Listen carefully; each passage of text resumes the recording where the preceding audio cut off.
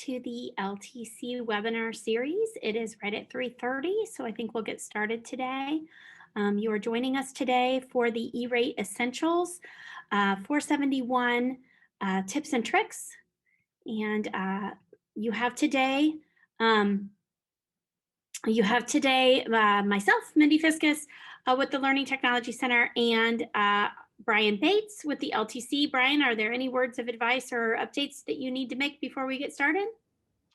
Thanks, Mindy. We are recording the webinar and it'll be available on our website, ltcillinois.org/events/webinars after the conclusion today.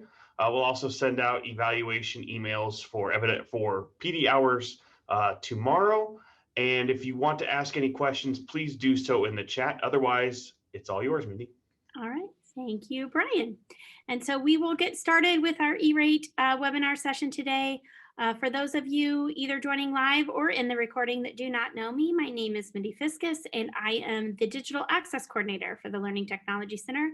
I am also one of your 2 state E-Rate coordinators and tackle everything that is related to broadband in the state of Illinois for K-12, including E-Rate and EBB and all kinds of fun federal funding as it relates to broadband.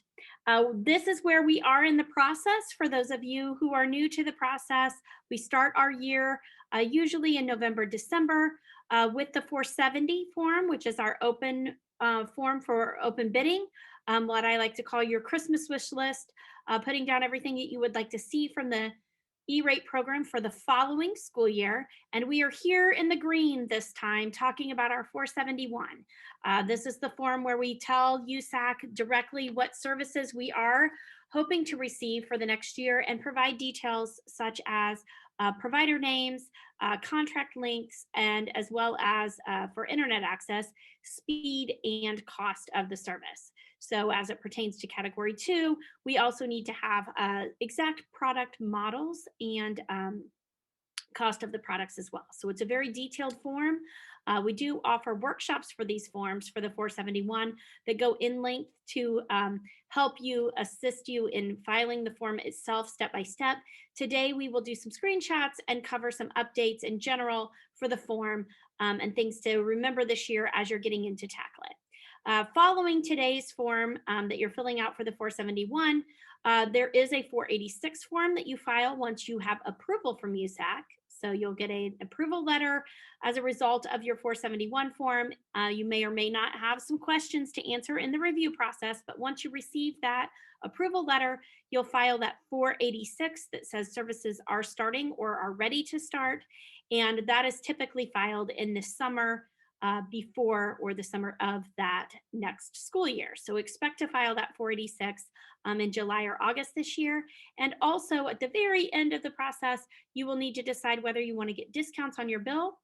The discounts come from the 474 form that your provider files. Also, if you would want to pay the whole bill the whole year, then you can do so and then file for reimbursement directly yourself with the 472. So we are just on the second form of the 4-form series. For those of you who are interested in joining one of those workshops I mentioned, there is a workshop scheduled, one more, March 11th, which is this Thursday, for the Peoria area, but everyone is welcome to attend. Registration is available on our website at ltcillinois.org. Please look for services and E-Rate and follow the little E-Rate Essentials logo to see the tour information and registration for this year. It should be present on our calendar as well and would link you right to the registration. If you want to see a copy of that presentation, you can check that out at E-Rate 471 FY21. So if you just want to take a view of the presentation, you are welcome to do so. There will also be a link at the end of this presentation for the screenshots that I'm showing today. The first thing to remember is that this form 471 is due March 25th this year. So you have a little bit of time left to get this form done before the deadline. Unfortunately, we are past the deadline for the 470. So the 470 form must be filed 28 days before the 471. Hopefully your 471 or your 470 form is either past that 28 days or in line for you to be able to file that form by the deadline. So those are the deadlines for this year. If you have any questions about that, you can feel free to reach out to me. But those deadlines are pretty firm for the program. So you are going to be looking at a completion date here in the next couple of weeks. Also this year, important thing to note is the Category 2 budgets. USAC does have a Category 2 budget tool. We did a webinar on that tool and how to navigate that tool and find out what your budget is. So do check that out in the archives. But there is a Category 2 budget tool on the USAC site that can help you gauge what your budget is for the next 5 years. There are also two great opportunities that we have discussed extensively in some of our previous webinars, but I will touch on them here. In particular for our Illinois K-12 schools, we do have the option of the Illinois State Matching Grant. I have gotten word that that grant application will be available again this year. We expect the release of it any day now for schools that are filing for internet access that requires a build of internet to get to the school. And there's a one-time cost for doing that build that's referred to as special construction. This grant opportunity leverages that special construction cost and will cover the non-discounted share from E-rate.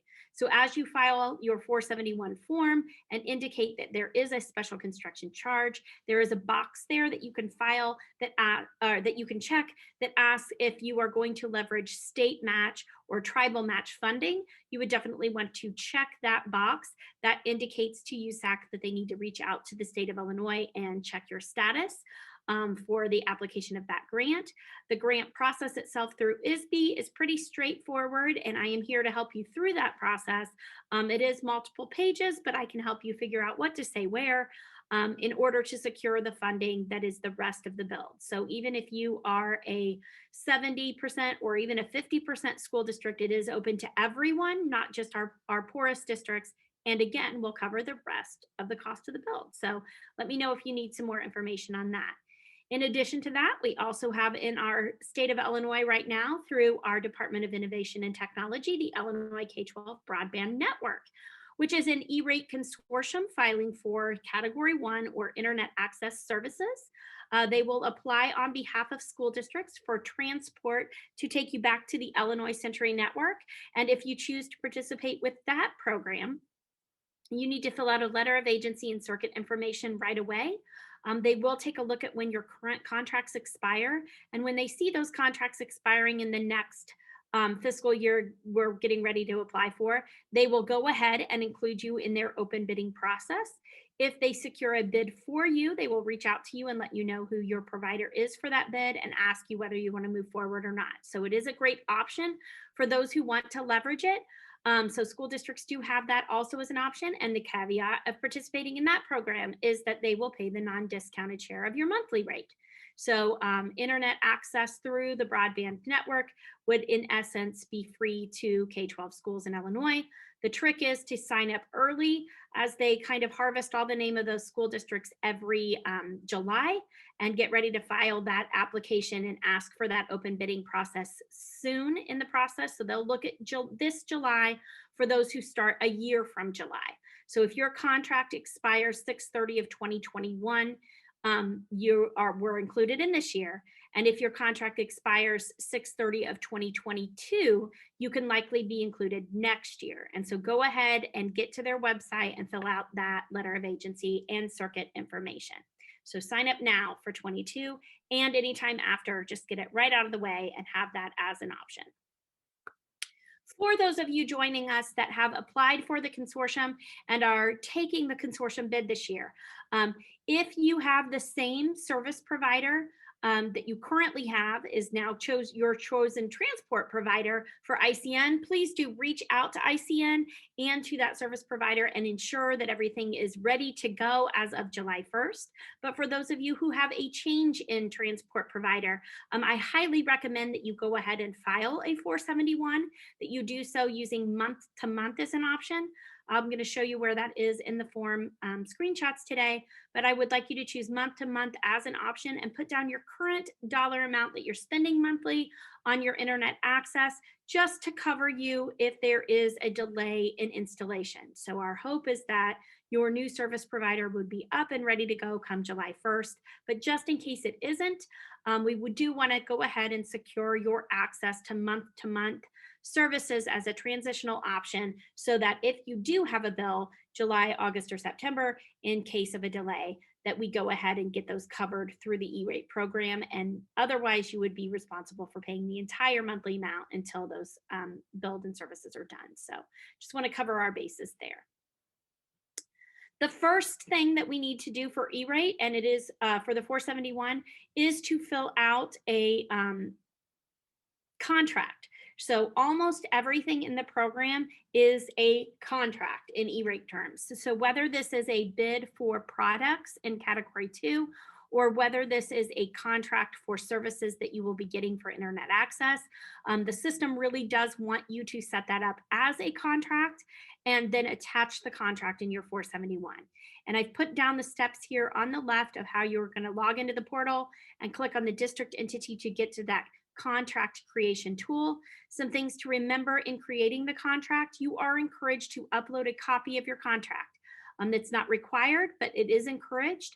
USAC prefers it to be a signed and dated item. So even if it is a bid that you are accepting the bid for category 2, switches and routers, etc., from a provider, they prefer to see a sign and date. What they're looking for on that sign and date is to ensure that you did wait 28 days after filing your 470 or more in order to sign and date that contract. So that would indicate to them that you have chosen that provider as of that date, and they're checking that 28-day amount. Some providers prefer that you reach out to them first and get their signature and date on that contract as well, or they may send you a signature page or an agreement that goes along with your contract in order to move forward. And we see this very, very frequently in category 1, not quite as frequently in category 2, but it does happen.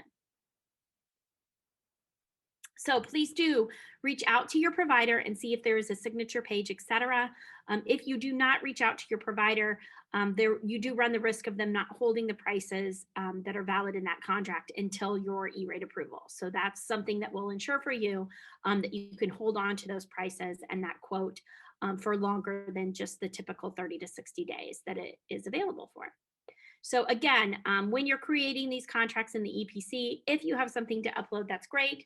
Again, your starting and ending dates are important. So if you're signing a new contract this year for internet access, and that's a 3-year contract, that will indicate to the system that your contract expires 3 years from now.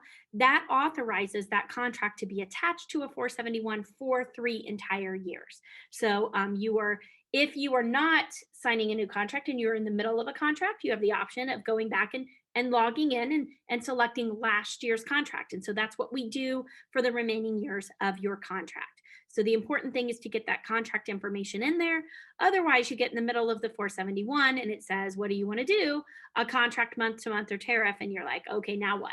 And you reach out to me and then I send you these steps via email. So go ahead and get those contracts uploaded and created in the EPC before you start your 471. So as you log into the EPC in order to file your 471, it'll look a little something like this at the top of your applicant page. If you log in at first and it doesn't look like this and it doesn't say applicant page, you likely have logged into the standing page that gives you access to either the EPC or the billing system. And so if you have that screen that says something about the EPC in a square, and then underneath that square, something about the Bear billing and invoicing system, you're going to want to click on that first EPC link. It doesn't really look like a button, but it is. That is a hyperlink, and that will take you here to this landing page. If you're somewhere else here in the EPC system, you can always go to this blue bar at the top and click on reports, and then select My Applicant landing page. And so feel free to navigate to this page. You will know you're there because it'll have the Universal Service logo here, and it should list your school district name right here. In the upper right-hand corner, these are our shortcuts to the forms. So you're going to click on FCC Form 471, and that will take you into the application process. What I have for you are some of the main pages. I didn't give you a step-by-step to every single page, so it's not going to look exactly like this when you file, but these are the kind of what I like to call choose your own adventure moments within the form. So the first of those is just confirming and naming your form, moving over to the categories of service, and this is your first choose your own adventure point. You will decide whether you are applying for category 1 services, which is your internet access, or category 2 services, which is what I like to call your stuff. So that is internal connection items, basic maintenance of those items, and as well as managed internal broadband service, which is a management fee that you would pay a company monthly to maintain your wired and or wireless network for you. And that is an eligible expense within the program. So those are the 3 different subcategories in category 2. On each page, you're going to see a back button here and a save and continue button here on the right. The back button obviously will take you back. Sometimes the arrows within your browser will not do that. So it is good to use the back button within the system itself. There's also a discard form. So if you accidentally start a new 471 and here up along in tasks, you see a tasks with a parentheses and multiple tasks there, you do really need to log into each of those and discard them. Otherwise, they'll just sit there in your tasks. Sometimes the system does do a reminder and say, hey, it looks like you have a 471 open that has not been filed yet. And so if you have started some erroneous forms and not discarded them, that might be the reason, is that they're sitting there at the first page and have never moved any further. You do need to click that discard form in order to get rid of them. So once you hit continue a couple more times, it will confirm your district status, the number of students, the number that are eligible for free and reduced lunch, et cetera. And you get to this first chart that is your funding request. This one, of course, has a couple of completions in it. It will be blank when you first get to it. And then you will have to click on the Add FRN button to add new funding requests. And so at this funding request stage, it will go ahead and assign each funding request a number in the system. And then within that, it will ask you for some contract information that we're going to go over here in a minute. And then after the contract information, you do what's the next chart, which is the line item information, where we fill out our dollar amounts and specifics. So let's take a look at that. The first one here is going to be your contract information. It will ask you to name it. You can name it whatever you'd like. Some people choose the provider names. Some people just choose the topic of what they're asking for. Some people are very specific and say internet access from this company for 36 months. So you can name it whatever you'd like. It will ask you, is this a funding request from a previous year or not? So for those of you who are in the middle of the contract, and this is your second or third year of that contract, you could say, yes, it is a previous year, and click copy FRN. And when you do, it will give you a number, and you can reference last year's funding request on your 471 and put that number in, which will take you to a couple of different pages to confirm it's the right one. You do have to enter that FRN number twice, both on this page that will appear as the box and the next page. And then it will allow you to select it from the system, and it will actually copy your funding request right over for you. So that's a nice feature as well. Once you get into the form, if you are either reviewing what has been copied over or whether you're moving forward with a brand new contract, you'll get to this page and your options are contract, tariff, or month to month. Typically, we choose contract. Honestly, I've never seen an application for a tariff. So if you do have an application for a tariff, please reach out to me. I'd love to see or hear why that was a selection that you made. There is a month-to-month option. And again, month-to-month is really only for those of you who are not in a contract and are going on with month-to-month service after your contract expires. Again, this is a great option for those of you who are entering the consortium and want to cover your bases and cover your current access in case there's a delay in that build. The month-to-month will ask you for the provider as well as the provider spend number, and it will also ask you for the 470 that you filed when you started that original contract in month-to-month service. Technically, you need month-to-month service contract for this year. You will have to have filed a 470 for this year. So if you're going to move forward with month-to-month, you will need to cite a 470 number that starts with a 21 for this year's application. But for the most of us, we choose contract and then come over here to continue. And then on that contract page, it will, oops, let's go back one more, contract, and then continue. There we go.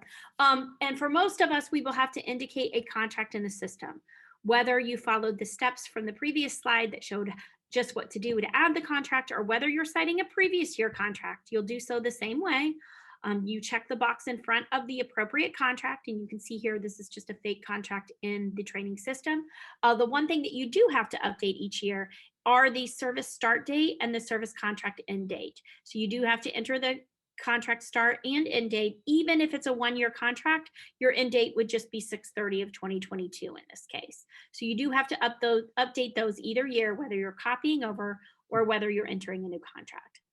On this page, this is where you would have your next choose your own adventure point.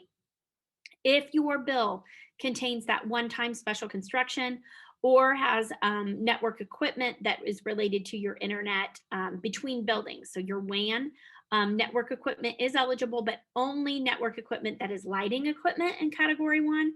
So if you see these windows and you are wondering if you can apply for some of these services, it's usually on dark fiber applications or self-provisioned applications, but feel free to reach out to me and we'll see if any of these services work for you. For the mass majority of people, you're going to say no on this and just move forward with your application. Those are very specific applications and ask specific questions. So if you do find yourself in that situation where you're having to deal with special construction, please feel free to reach out and schedule a time with me and we can walk through your particular situation together. There is a narrative box, and the narrative box is sometimes overlooked in the 471, but it is kind of an important tool within this process. Most people just use the narrative box to explain what it is they're getting, but the narrative box can also be used to communicate in any way with USAC. So you can say here in the narrative box, hey, this is a service that I am applying for that has a special circumstance. I need you to update my free and reduced lunch count numbers. One of my buildings isn't showing up in my portal. Some of the things that we can take care of with customer support tickets can also be covered here. It is an important box to watch when you are copying over from year to year, because you might have had a request last year that would go ahead and copy over that you would want to delete for this year moving forward. Most of the time people do just put this what it is. In this case, it was internet access for the district, but you might find that one connection is WAN connections between your buildings, where another FRN is the connection to the world. And it's nice to be able to explain to your reviewer what each one is differently using the narrative. Notice the box kind of changed down here in the bottom right. So for the rest, it just said save and continue. And for this one, it says go to manage my FRN line items. And that's going to take us to that second chart that I mentioned. You know that this is a different chart because each one of the numbers inside it has a 0.001, 002, etc. So these are the individual services within an FRN. Most of the time, it is just 1 or 2 FRN lines for each FRN. An example of one that would have a couple of them is if you use the same provider to get your internet access to the world and also your internet access between buildings. You would file a different FRN for each of those. If you are doing a category 2 request, there might be one FRN for everything that is on that contract or bid, and then each line item would be each individual item that you are applying for. So this can be as simple as one line item number, or it may be as complicated, having 30 to 50 if you have multiple products that you're applying for. Again, you would want to go through the process of clicking add new FRN line item. And I've got a couple of screenshots of what some of those pages look like. One for internet access for category 1 indicates what kind of internet access. And this kind of spells out for you, this is the one that is a bundled internet access, but some of you are applying for just an internet access connection between your buildings. And so that is a different option. In the past, many of us applied for state network, and so you did a transport to the state network. Again, no need to do that now. If that is a service that you are paying for currently, please do make sure that you signed up your paperwork for the consortium, because they will take care of the application process for you. If that is the case, when you're ready to enter into that and your contract expires. So these last two options are something that we frequently chose in years past, but now we can kind of leverage our consortium for that. Again, if you have questions about the consortium or what you might select, feel free to reach out to me. I'm going to pause and see if we have any questions, but I haven't seen anything pop up. So again, if you have any questions, you can use the Q&A or the chat feature here in the system to ask your questions, and I would be happy to answer them. I'm just going to move on not seeing any questions or responses from people. So I encourage, most of our school districts do have a fiber connection. If you do not have a fiber connection, there are other options there for you. Some people do still have copper connections in our state, but the vast majority are on fiber. And then under type of connection, there will be a laundry list of a whole bunch of options. I really do encourage you to choose Ethernet. That is kind of the overall option at the end. Several of you are choosing like OC12 or OC32 lines. They give you a specific speed by the option that you choose with those OC lines, where Ethernet lets you change the speed to whatever you need it to be on the next page. And so that's why I like it as a choice. Again, go back to your contractor documentation and see if there is a specific type that's listed there. That really is the one you should choose, but Ethernet is a good default if you do not know. When you choose Ethernet, you then have the options of entering your exact bandwidth. Again, like I said, the OC options give you a 466.25 or something like that. For each one, each choice has a different speed designated to that type of OC line. On Ethernet, you get to specify. So even if you have a bandwidth of 500 down but 100 up, you can specify that here. You also have the option of gigabit. So 1000 megabits would be a gigabit. You can enter it either way, but you can also enter whatever number of gigabits that you need. So some of our schools do deploy 5 and 10 gigabit circuits, and those are options that are available here as well. This question here for burstable bandwidth is no, unless your contract specifically says that you have burstable bandwidth. And if you check yes, there's a couple more questions to answer. It wants to know what's your maximum bandwidth that it can burst to, et cetera. So if you do not see anything in your contract or documentation about burstable bandwidth, then you would select no on that box. Again, we're clicking save and continue on the bottom of each page, and I may not have absolutely every screen here in my demo, but I do want to give you the highlights. And one of them is this. It does get a little bit confusing on this page, and in our workshops, we've had a lot of conversation about it. The first question is basically saying, is this for a single school or library? So if you're talking about a connection that is for a multiple building district, it's likely the answer is no on that. But if you are a single school district, obviously that would be yes, it is for a single school. Underneath that, it says, is this a connection between buildings? And again, I mentioned there might be different FRNs or different FRN line items, one for the between buildings and one for the world. This is a good place to access and answer that question for your USAC reviewers. So that's how they will indicate this is between buildings and this one is just to the world. So a nice way to indicate that here. Over here on the right, it does say, does this include firewall service? And I've seen very, very few in our state that do include firewall service. If you do include firewall service, you can indicate that here. Again, that would be on your contract. This is something that I think that we will see a recurring more frequently in the future. But as of now, most of our contracts do not include a firewall service as an option. But if you do, that's great. And you should indicate it there. Lastly, when we're filling out this line item detail information, it is very specific. So the example here where I have the dollars filled in is if you were doing $1,000 a month cost, you can see there is the cost for the service. There is an ineligible cost line. So if you know that part of that is being used for a service, spreading it out to the homes or for some other kind of service within your school that is not being used for educational purposes, you can carve out that dollar amount here. Most of the time it is entirely eligible and it's being used for learning within your school on your school campus. And so that's the total amount for the service, the total number of lines.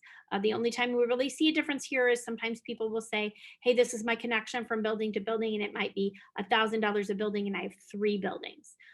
Some people inadvertently put a 12 here because you're looking at monthly quantity and they think that's the number of months, but that's actually indicated here below.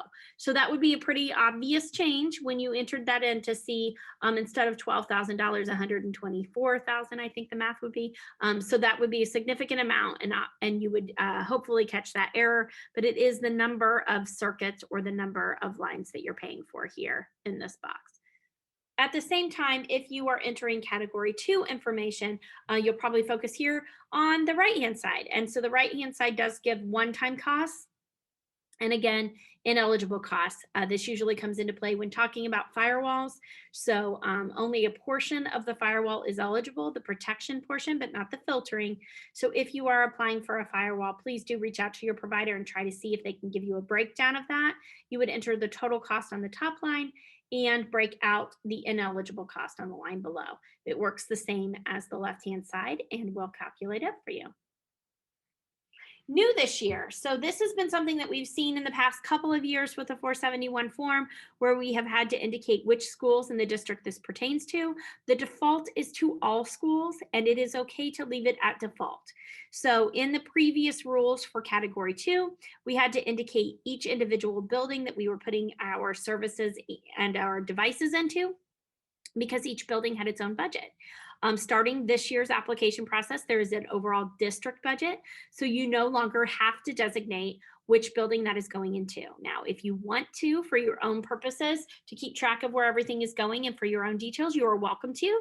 You can say no and then choose the entities that these products are going into, but you are also welcome to just leave it to the default and share it equally between buildings. So please know that that is no longer required, and it is now optional just to leave it to all buildings in the district. Oh, one other thing on that screen before, it only lists your school buildings with students in attendance. It does not list your non-traditional buildings like your district offices or your transportation centers or anything like that.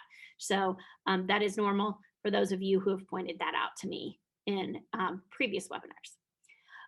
In this one, this is the final page. So once you get past all your charts and you're looking down and you got past the first chart, it'll take you back to that to review it, etc. Everything has a line item, at least one in it. Everything has a dollar amount it's bringing forward. Your charts look pretty good to you. You will get to this page and it will say, do you want to go ahead and put together your form and continue to certification? So when you click on that, it will take a few minutes. So there's like a little spinning wheel. There's a refresh button that you can check on a couple of times. It does take a minute or so. So go get a cup of coffee, take a phone call, etc. But when you do come back to the form, it should look like this. It will give you a link to download a copy for yourself, which is important because you're certifying on the next page that you're going to keep everything for 10 years. So you will want to do a download of the and do check it over and make sure it's all correct. And then check this box down below that says, by checking this box, I certify it's correct, and click continue to certification. Most people who I work with do have access to the certification in the system. If you do not, that is okay. You can click send for certification and then go ahead and send that on to your superintendent, bookkeeper, whoever is responsible for making the certifications and actually submitting the form. When you get to the certification page and you check all of the boxes, and yes, on the 471, all of them will need to be checked. There are various certifications that say things like, I'm not a criminal, and I've waited my 28 days, and I will keep everything for 10 years, and I know that my discount level can change if all my poor kids get rich suddenly. All of those certifications are on the page. When you do click certify, there is a box that pops up that just reminds you that you should have read all of these certifications and noted all of the requirements before you click yes below. So do read all of the certifications. There is a drop down in the middle. I don't know if I have a screenshot of that or not, but there is a drop down in the middle of the certifications, 2 questions that ask you to answer yes or no to. You're going to answer no on both of those questions. In essence, they say, did your service provider fill out the form for you? The answer is no, you're filling it out yourself. It also says, did the provider pay your non-discounted share? You are responsible for your own non-discounted share, and that is not okay if a provider tries to pay that for you. So you're certifying there that, yes, I'm paying it myself. My provider is not paying it or giving me any kind of kickback for choosing them in my evaluation process. So that's pretty much it for the 471. Again, it can be a long, drawn out process if you have several things that you are applying for, and it is a bit of a choose your own adventure. So it does benefit you to come to one of our workshops. Again, we have one on Thursday this week. It is a virtual workshop and registration should still be open. That one we will cover updates for the first 45 minutes or so. We will then do an example of category 1 and do that hands-on step-by-step through category 1 together. We will upload contracts if you need some hands-on assistance with that. And we will also do a step-by-step of category 2 applications. So you can join it for whatever section of that presentation that you need. We will start at 9 a.m. and we usually wrap up around 12:30 with the end of our category 2. It's a great time to ask questions, to interact with other schools while you're there on the call, and also carve out some time to just do it with a group and make sure that you are checking all the right buttons and moving forward. Please do join us for our next webinar in the series about E-rate. That is set for April 20th, where we'll talk a little bit about PIA review and the next steps. I am hearing that PIA review is kicking off quite early this year. Several school districts who have already submitted their forms are already getting some questions from the reviewers. Several of them are already answered those questions and are wave ready, which means as soon as they start issuing funding, they are in line. So please do note that that process is starting a little bit earlier this year than we've seen in the past, and you can reach out to me if you have any questions along the way. But we will be having that webinar in April. In addition, please stay tuned for more information about home access. So the federal funding that is being discussed right now, that you've probably heard on the news, as it is the next step for stimulus checks, et cetera, does contain funding that will give you access to home access, to the homework gap, to solving that solution. There is a little over $7 billion set aside that will fund through E-rate. So assuming that that is passed by the House and signed by the president this week, we will be hearing what that looks like here in the next few weeks or months. And hopefully we will see another window or another process of some kind that will allow you to apply for home access for your students that need it. There's also some changes in being made to a new program called the EBB program, and that is that also offers some assistance for student and home access at the rate of $50 a month reimbursement for those who want to use that and leverage it towards home access.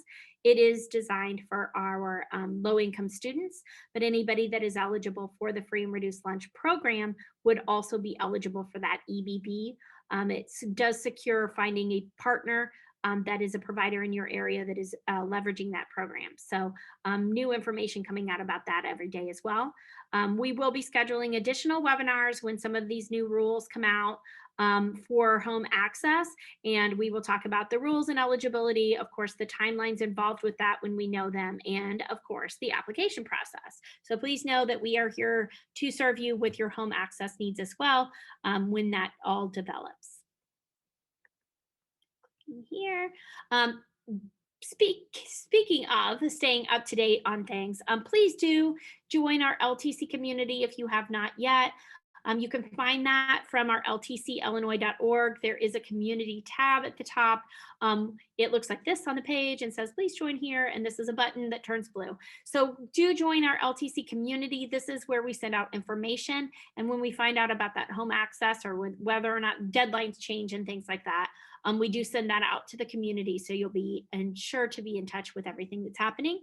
For those of you that are already members, it is getting a kind of facelift. So we are moving to a system that will allow us to have some more functionality and customization. So if you log in and it looks a little bit different, it's not just you. Hopefully we will have that rolling out shortly, and we will have some more features that we can offer within our community as well.